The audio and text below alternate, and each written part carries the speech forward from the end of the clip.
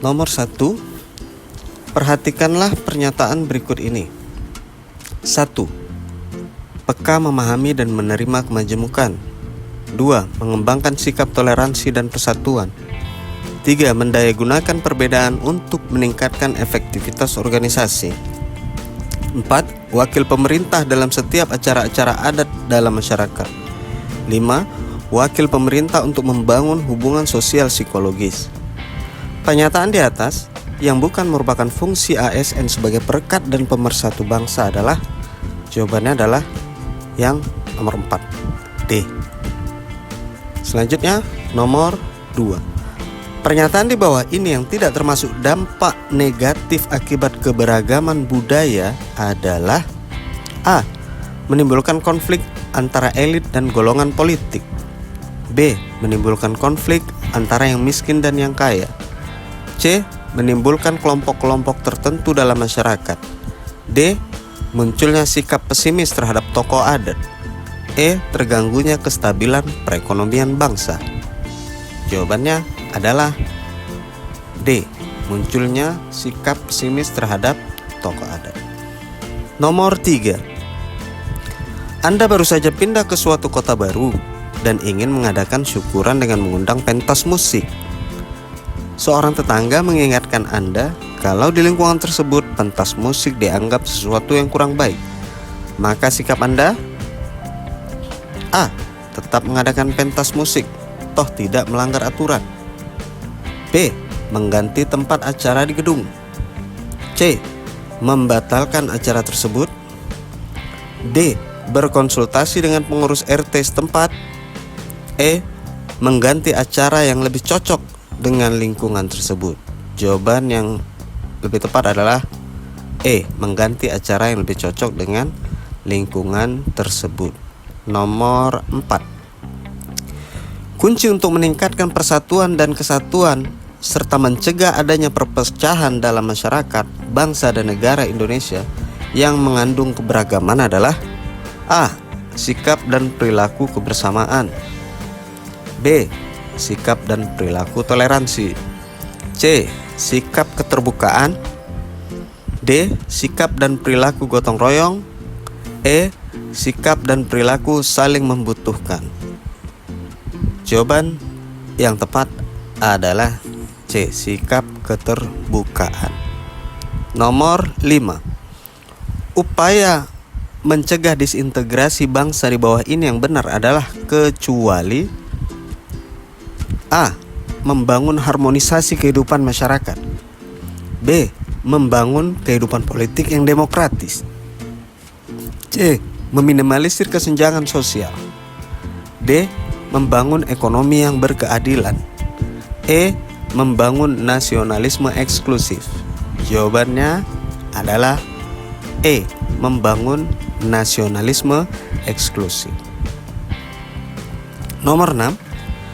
Anda sering mendengar istilah baru tentang merdeka belajar yang disampaikan oleh Kementerian Pendidikan terkait dengan rencana pengoptimalan kualitas pendidikan di sekolah. Sebagai guru, sikap Anda: A.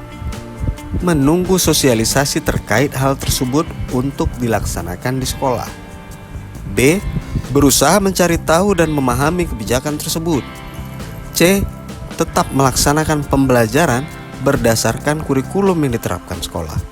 Jawaban yang tepat adalah B. Berusaha mencari tahu dan memahami kebijakan tersebut. Selanjutnya nomor 7. Saat upacara bendera, teman Anda yang seharusnya bertindak sebagai pembina berhalangan hadir dan Anda diminta kepala sekolah untuk menggantikannya. Sikap Anda: apakah A. Menolaknya karena merasa tidak ada persiapan untuk itu. B. Menerima dengan berusaha sebaik-baiknya sebagai pembina. C. Mengusulkan agar diberikan kepada guru yang bertugas pada minggu berikutnya. Jawaban yang benar adalah B. Menerima dengan berusaha sebaik-baiknya sebagai pembina. 8. Kepala sekolah meminta Anda untuk membantu merancang program-program baru yang akan dilaksanakan di sekolah beberapa tahun ke depan. Sikap Anda: A. Menolak karena bukan bagian dari tugas dan fungsi pokok saya. B. Menyetujui dan membicarakan lebih detail untuk hasil rancangannya maksimal. C. Mengusulkan agar pekerjaan tersebut diserahkan kepada teman yang lain saja. Jawaban yang tepat adalah B. Menyetujui dan membicarakan lebih detail untuk hasil rancangan yang maksimal. Nomor 9. Saat Anda sedang membaca materi pembelajaran untuk besok di kantor, seorang siswa menjumpai Anda dan melaporkan bahwa guru yang masuk pada kelasnya sedang berhalangan hadir. Sikap Anda: A. Meminta siswa tersebut untuk menjumpai guru piket saja. B. Meminta kepada siswa tersebut menertibkan kelasnya menunggu guru piket masuk. C. Mengajak siswa tersebut bersama ke kelas dan mengisi kegiatan pembelajaran tentang hal-hal yang bermanfaat.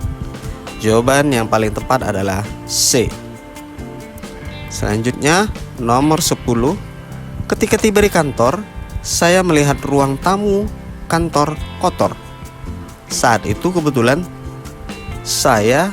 hanya saya yang ada di kantor dan beberapa saat lagi akan diadakan pertemuan antara kepala kantor dengan tamu dari luar kota di ruang tamu tersebut. Maka saya akan A. Diam saja, pura-pura tidak melihatnya. B. Segera membersihkannya. C. Menunggu teman lain datang untuk membersihkan secara bersama-sama. D. Mengundang tukang bersih-bersih untuk membersihkannya. E. Membiarkan saja dan bergegas ke kantin. Jawaban yang paling tepat adalah B. Segera membersihkannya. Nomor 11. Pada hari Minggu, cuaca sangat buruk dan hanya ada koran yang dapat dibaca. Maka saya A. Merasa senang karena memiliki kesempatan yang baik untuk membaca. B. Merasa kesal, hanya bisa duduk saja sepanjang hari. C. Membaca koran untuk sementara, kemudian menyibukkan diri dengan kegiatan lain. D. Memanfaatkan waktu untuk beristirahat sepanjang hari. E. Menyesalkan terjadinya cuaca buruk pada hari Minggu. Jawaban yang paling tepat adalah A. Merasa senang karena memiliki kesempatan yang baik untuk membaca. Selanjutnya nomor 12. Anggota tim kerja Anda memperlihatkan sikap yang tidak peduli dengan tugas yang diemban. Sikap Anda adalah A. Melaporkan mereka kepada pimpinan agar diberi sanksi. B. Memberi tugas secara adil dan memotivasi anggota untuk menyelesaikannya. C. Menasihati mereka agar sadar akan penyelesaian tugas yang diembannya. D. Bekerja sendiri, yang penting tugas tim dapat terselesaikan. E. Mengancam mengeluarkan anggota tim yang tidak serius bertugas. Jawaban yang lebih bijak adalah B. Membagi tugas secara adil dan memotivasi anggota untuk menyelesaikannya. Nomor 13. Draft laporan yang saya buat ditolak pimpinan karena dianggap kurang visible. Hal yang saya lakukan: A. Segera melakukan perbaikan atas draft laporan dan mengajukannya kembali. B. Menerima penolakan tetapi tidak melakukan tindak lanjut. C. Menerima penolakan dan berusaha memperbaikinya. D. Berusaha mencari alasan karena waktu yang tidak cukup. E. Menjelaskan bahwa draft sudah sesuai dengan ketentuan. Jawaban yang paling tepat adalah A. Segera melakukan perbaikan atas draft laporan dan mengajukannya kembali. Nomor 14. Seorang teman menanyakan apakah bisa meminjam komputer Anda untuk mengetik CV, sedangkan Anda bermaksud untuk menggunakan komputer tersebut di saat yang bersamaan. Maka Anda A. Menyarankan hari lain untuk meminjamnya. B. Menjelaskan kepadanya bahwa Anda sedang memakainya dan menyarankan agar menunggu setelah tidak menggunakannya lagi. C. Memintanya untuk meminjam komputer teman yang lain saja. D. Menyuruhnya ke rental komputer terdekat saja. E. Mengatakan bahwa komputer Anda sedang tidak dapat dipakai. Jawaban yang lebih mungkin adalah C. Memintanya untuk minjam komputer teman yang lain saja. Nomor 15.